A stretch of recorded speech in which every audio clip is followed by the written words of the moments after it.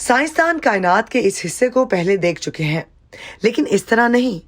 نئی on line James Webb telescope سے لی جانے والی اتنی واضح اور صاف تصاویر پہلے کبھی نہیں دیکھی گئی۔ ناسا، یورپی خلائی ایجنسی اور کینیڈا کی مشترکہ کوششوں کے نتیجے میں ویب ٹیلیسکوپ ایک نئی تاریخ رقم کر رہی ہے۔ que hemos lanzado al espacio, sí, y eso viene con algunos. James Webb space telescope کائنات کو سمجھنے کے لیے ایک نیا ذریعہ فراہم کرتی ہے۔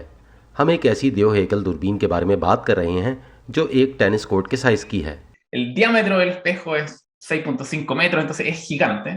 یہ ٹیلیسکوپ جن تصاویر کو پروسیس کرنے کی کوشش کر رہی ہے وہ بہت زیادہ فاصلے پر ہیں، اتنی دور ہیں کہ دوربین سے ٹکرانے والی روشنی 13 ارب سال پرانی ہے، اور ویب ٹیلیسکوپ اس وقت سے بھی پہلے کی روشنی کی تلاش میں ہے۔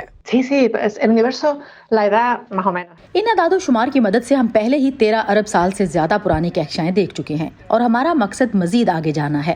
Porque estos datos que se han hecho públicos son web telescope سے ماہرین فلکیات، کہکشاں اور دوسرے ستاروں کے گرد چکر لگانے والے سیاروں کا قریب ترین نظارہ کر رہے ہیں۔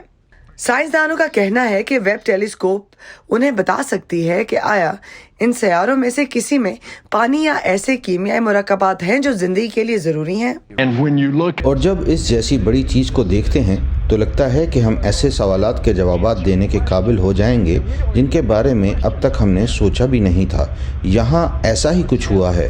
دوربین پر کام کرنے والے سائنسدانوں کا بھی یہی کہنا ہے کہ یہ دوربین اتنی طاقتور ہے کہ یہ کائنات کے بارے میں بے مثال تفصیلات کو منکشف کر سکتی ہے۔